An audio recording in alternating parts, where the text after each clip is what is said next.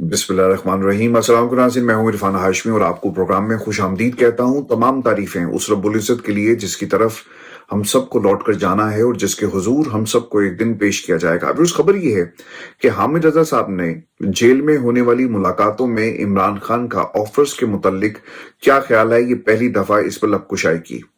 हामिद रजा साहब ये कहते हैं कि इमरान खान का दो बातों पर मौकिफ बिल्कुल क्लियर है। इमरान खान अदालतों के जरिए रिहा होकर बाहर आएंगे। इसके अलावा इमरान खान किसी ऑप्शन पर गौर करने के लिए तैयार भी नहीं है। आपने 2 बरस जेल में गुजार लिए, अब इन 2 बरस के बाद इमरान खान क्यों किसी ताकत के कहने पर कोई ऑफर कबूल करेंगे। पाकिस्तान के ताकतवर हल्के बार बार इमरान खान को ये ऑफर्स करवाते हैं, लेकिन हर ऑफर लेकर आने वाली शख्सियत को इमरान खान ने यही पैगाम दिया कि अगर मैंने डील करना होती तो 2 बरस पहले ये डील हो सकती थी, लेकिन 2 बरस के बाद जब मैंने जेल काटी, पाकिस्तान की आवाम मेरे साथ खड़ी है और मैं पाकिस्तान की आवाम के एतमाद को कभी भी ठेस नहीं पहुंचाऊंगा। और अब ये आजादी की जंग मेरी अकेले की नहीं बल्कि पाकिस्तान की आवाम की आजादी की जंग है। फिर अगर एक लम्हे के लिए ये तसव्वुर कर लिया जाए कि इमरान खान इस ऑफर को कबूल कर लेंगे, तो हम जरा इसके कॉन्सिक्वेंसेस को जरा नजर डालें इनके ऊपर, तो वो क्या हो सकते हैं। पाकिस्तान की आवाम इमरान खान के बारे में भी वही ख्याल करेगी जो इस वक्त आसिफ अली जरदारी या फिर नवाज शरीफ के बारे में पाकिस्तान की आवाम का ख्याल है कि ये लोग डील करते हैं और भाग जाते हैं। अगर इमरान खान आज जेल में मौजूद हैं और वो डील नहीं कर रहे, तो ये उनकी मकबूलियत की सबसे बड़ी वजह है। लोग बड़े फख्र से कहते हैं कि देखो वो डील नहीं कर रहा, वो जेल में बैठा हुआ है और वो जब भी बाहर आएगा वो पाकिस्तान की अदालतों के जरिए बाहर आएगा। अगर ये डील हो भी जाती है, इमरान खान के नजदीक जो उनका मौकिफ है और जो हामिद रजा साहब ये बता रहे हैं, फिर इससे पता ही चलता है कि अगर पाकिस्तान की अदालतें इमरान खान को रिहा नहीं करती और वो किसी डील के नतीजे में किसी जहाज में बैठकर या फिर किसी हेलीकॉप्टर में बैठकर डाला जेल से परवाज करते हैं, तो यकीनन उनकी मकबूलियत और पाकिस्तान की एतमाद को ठेस भी पहुंचेगा। और ये कभी भी इमरान खान नहीं करेंगे, क्योंकि इनके बारे में भी पाकिस्तान की आवाम की राय वैसी होगी जैसे आसिफ अली जरदारी या फिर नवाज शरीफ साहब के हवाले से है। हामिद रजा साहब ये भी कहते हैं कि एक मरतबा इमरान खान से इजाजत ले लेने दें, फिर मैं बताऊंगा कि कौन कौन इमरान खान की जाकर मिन्नतें और तरले करता है। खुदा का वास्ता है ये डील ले लें, यानी ये वास्ते दिए जा रहे हैं। लोग जाकर इमरान खान को बताते हैं कि खान साहब हालात बहुत बुरे हैं, पाकिस्तान तहरीक इंसाफ को दीवार के साथ लगा दिया गया, हमारी बका का सिर्फ एक वाहिद रास्ता बचा है कि अगर हम पाकिस्तान के ताकतवर हल्कों के हाथ पर बैत कर लें। अभी जो हामिद रजा साहब ने बात कही कि अगर मुझे इमरान खान इजाजत दे दे तो मैं फिर सबके नाम लूंगा। अब जरा गौर करें, पिछले 3 माह में या उससे पहले या 26 नवंबर से पहले इमरान खान को जाकर मिलता कौन रहा है। इन शख्सियात के अंदर बैरिस्टर सैफ हैं, बैरिस्टर गौहर हैं, इसके अलावा अली अमीन गंडापुर। ये वो शख्सियात हैं जिनको अदालत की इजाजत की जरूरत नहीं है। इनके लिए सुबह भी दरवाजे खुल जाते हैं, बगैर किसी स्केड्यूल के भी दरवाजे खुल जाते हैं। सिर्फ इशारा करवाने की देर होती है और पाकिस्तान के ताकतवर हल्के जब एक पैगाम इमरान खान को पहुंचाना चाहते हैं तो फिर इन शख्सियात की मदद ली जाती है। तो जो उन्होंने कहा ना कि अगर मुझे इमरान खान इजाजत दे दें तो मैं आपको बताऊंगा कि जेल में इमरान खान को ऑफर्स कौन करवा रहा है। पाकिस्तान की एस्टेब्लिशमेंट के लोग तो करवाते ही हैं, लेकिन वो शख्सियात जिनका ताल्लुक पाकिस्तान तहरीक इंसाफ से है, ये उनके लिए एक इशारा हामिद रजा साहब ने अपनी इस गुफ्तगू में दिया। फिर हामिद रजा साहब ये भी कहते हैं कि मैंने जेल में कभी भी इमरान खान की बहनों को इमरान खान के साथ तहरीक इंसाफ के मामलात पर गुफ्तगू करते नहीं देखा और ना ही कभी पार्टी के अंदरूनी मामलात पर बातचीत करते देखा। अब इमरान खान की सियासी हिकमत अमली से तो इख्तलाफ कर लें, लेकिन एक बात बहुत क्लियर है कि इमरान खान की जात पर करप्शन का कोई इल्जाम नहीं है। अब खान साहब के ऊपर जो इल्जाम लगाया जाता है वो क्या था जी कि देखें 190 मिलियन पाउंड इन्होंने एक तरह से सिस्टम को इस्तेमाल किया, सिस्टम को अपने मकासद के लिए इस्तेमाल करते हुए रिश्वत ली और एक यूनिवर्सिटी बना दी। अब वो पैसा पाकिस्तान की आवाम पर खर्च हुआ, एक यूनिवर्सिटी बना दी गई, एक ट्रस्ट की जमीन थी। फिर इसके साथ साथ वो पैसा पाकिस्तान में आपको सुप्रीम कोर्ट पाकिस्तान के अकाउंट में मिलेगा और फिर उसे आपने कौमी खजाने में मुंतकिल कर दिया। इमरान खान वो पैसा कभी बनी डाला लेकर नहीं गया, اور نہ ہی اس کے اوپر یہ الزام ہے۔ اب یہ جو گھڑیاں بیچنے اور خریدنے کی جہاں تک بات ہے، اس کو بھی ایک پروسیس کے تحت فالو کیا گیا، لیکن ایک بیانیہ بنا کر عمران خان کو ایک گھڑی کے معاملے کے اوپر آپ ایک انتہائی قابل، ایک انتہائی مقبول ترین شخصیت کو آپ جیل میں ڈال رہے ہیں کیونکہ وہ آپ کو پسند نہیں ہے۔ تو یہ جو بات وہ بار بار کر رہے ہیں نا کہ کرپشن کا آپ کے اوپر الزام نہیں ہے اور ایک سیاسی حکمت عملی سے آپ اختلاف کریں، عمران خان کے اوپر ویسے الزام نہیں ہے جیسے آپ کو آصف علی زرداری صاحب پہ ملیں گے، جیسے آپ کو بھٹو خاندان کے اوپر ملیں گے، جیسے آپ کو ہاؤس آف شریف کے لوگوں کے اوپر ملیں گے، اور پھر وہ اس کا دفاع بھی نہیں کر سکے۔ پاکستان کی عدالتوں میں تو آپ نے کہا نا کہ ٹھیک ہے جناب، ایک حکومت چلی گئی، ایک پوری رجیم چینج ہوئی تو ہم فیصلے بھی اس کے حساب سے چینج کروائیں گے، لیکن دنیا میں جو پیناما میں نام آپ کیا ہے، پھر اور جو سکینڈلز آپ کے اوپر رہے، اور پھر جو جدادیں یہاں پر آپ خریدتے ہیں، بیچتے ہیں، اس کا جواب ان کے بچوں کو آج بھی دینا پڑے گا، اور آج بھی یہ سوال وہیں پر سٹینڈ کرتا ہے۔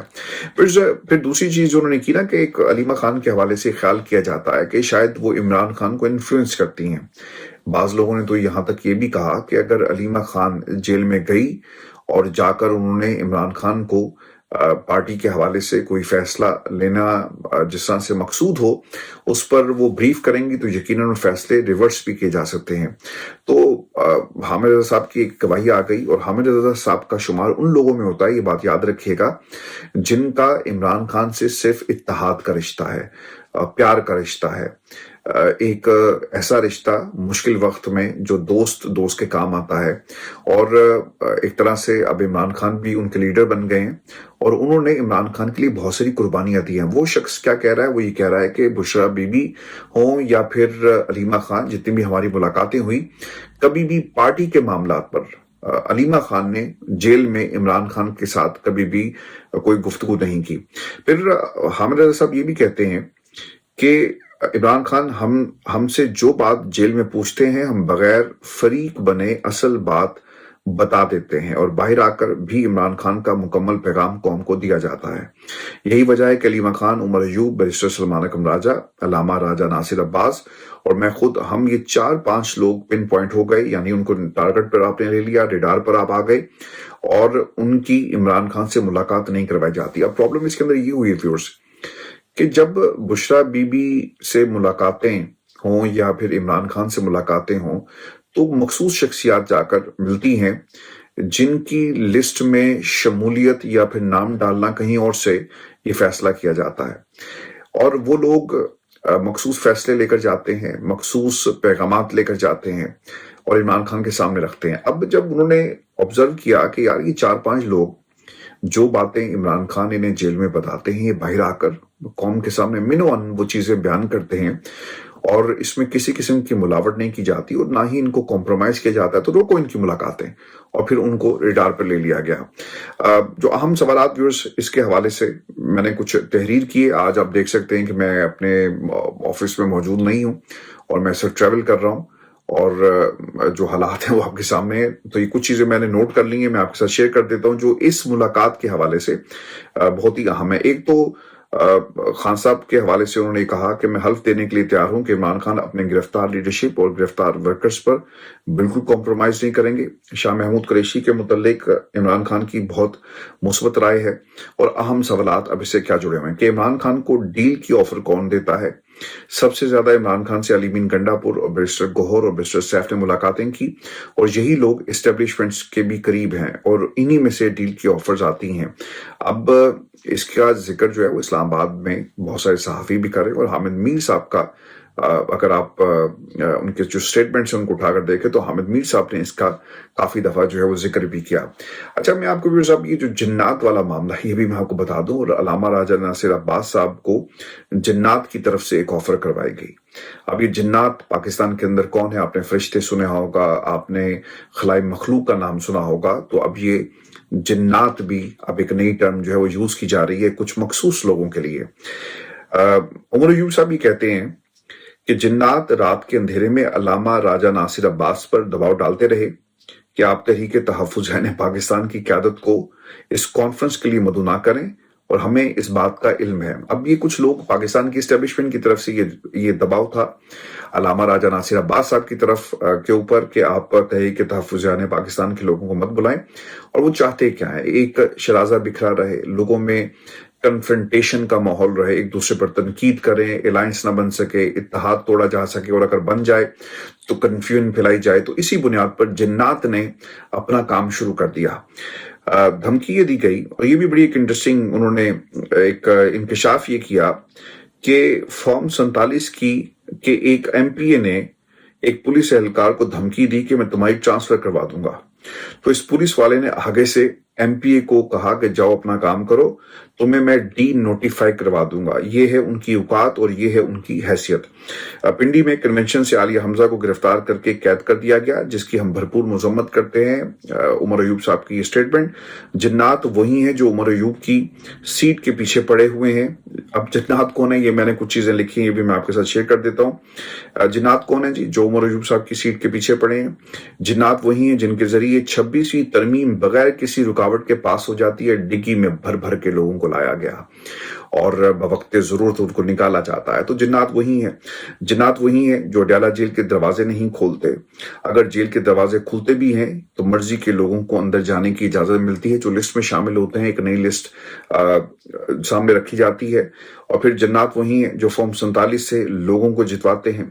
جاوید ہاشمی صاحب نے جی اس حوالے سے یہ جو جنات والا معاملہ ہے نا، اس پہ انہوں نے کیا کہا کہ جس فارمولے کے تحت یاسمین راشد کی جیتی ہوئی سیٹ میاں نواز شریف کو دے دی گئی، اس کے تحت اسٹیبلشمنٹ عمر ایوب کو سیٹ سے ہٹانا چاہتی ہے، اور پاکستان تحریک انصاف کے تمام ممبران کو بلیک میل کیا جا رہا ہے۔ اب یہ جو 90% لوگوں کو ان کی سیٹ سے ہاتھ دھونا پڑ سکتا ہے، تو 4 ماہ میں ٹرائل مکمل ہوگا، اب لوگوں کو ہٹا دیا جائے گا، نئے ضمنی انتخابات ہوں گے، لوگ نئے آئیں گے، آپ کے کیسز عدالتوں میں چلتے رہیں گے، مین وائل مخصوص نشستوں کے کیس کا فیصلہ آ جائے گا، اور اس طرح سے پوری اسمبلی کے اوپر یہ لوگ قبضہ کر لیں گے۔ تو پھر 27ویں ترمیم لانے کی بھی جو ہے وہ بات ہو رہی ہے۔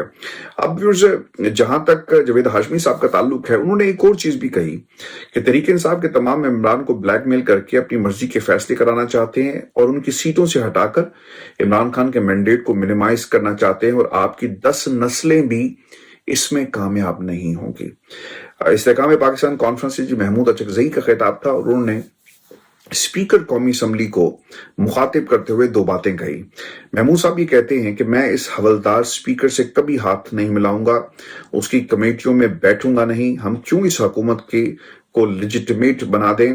اس حوالدار کے خلاف تحریک عدم اعتماد لائی جائے اور بتایا جائے کہ یہ ہارا ہوا شخص ہے، اور یہ ایک بہت بڑی بات انہوں نے تحریک انصاف کے حوالے سے اسپیکر صاحب کے حوالے سے کہی، اور اس سے پہلے اسپیکر صاحب یہ خود بھی کہہ چکے ہیں کہ اگر میرے خلاف تحریک عدم اعتماد آئی تو یاد رکھے گا کہ پاکستان تحریک انصاف جو ہے وہ ٹوٹ جائے گی۔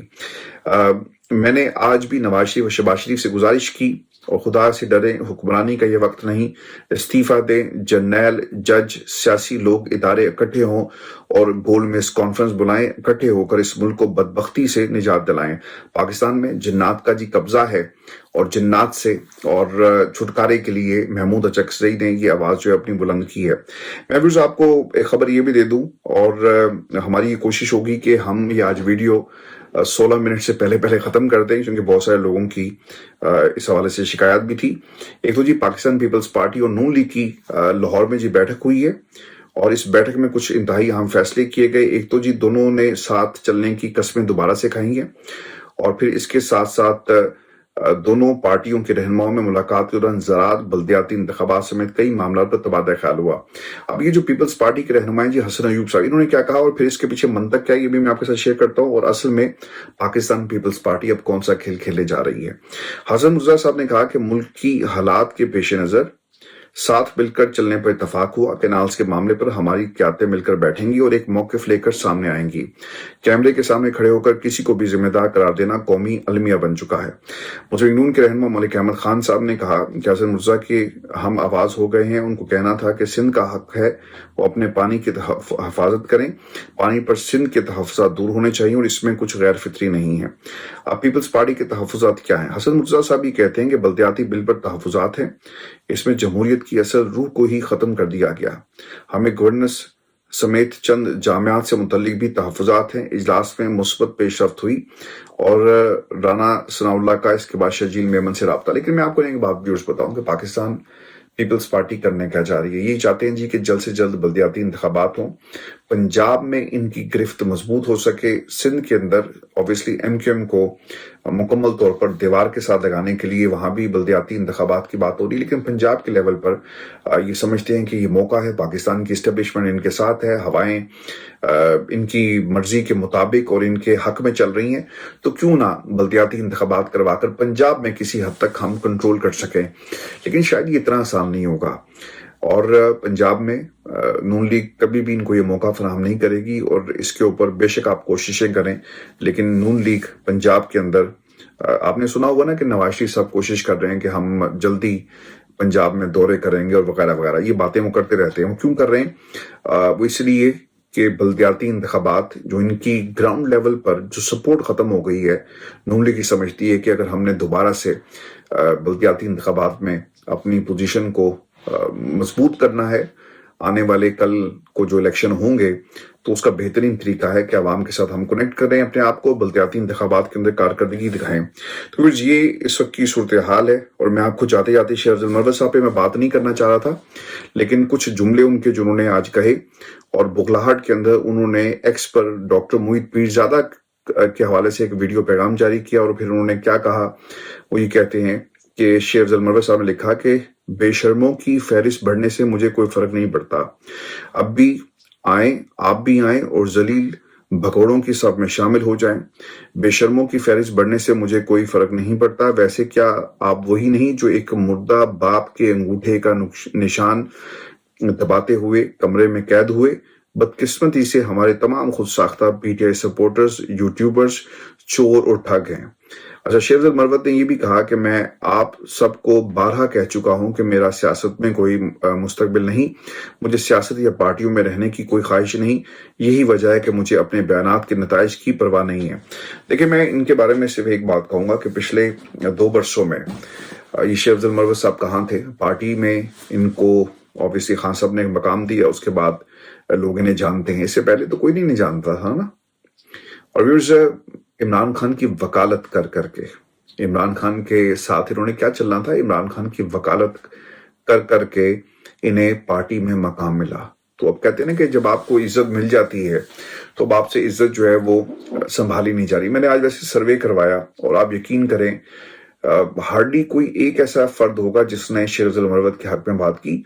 तकरीबन कोई 1200 कमेंट्स मिले, उन 1200 कमेंट्स के अंदर किसी एक शख्स ने, एक हमारे दोस्त ने शेर अफजल मरवत को राइट नंबर नहीं कहा, सब ने रॉन्ग नंबर कहा है। तो ये आपकी राय है जो मैंने आपके साथ शेयर की। ये हमारी आज की नशिस्त थी, अपने कमेंट जरूर भेजें, चैनल को सब्सक्राइब करना मत भूलें। इजाजत दीजिए, अल्लाह ने के बाद।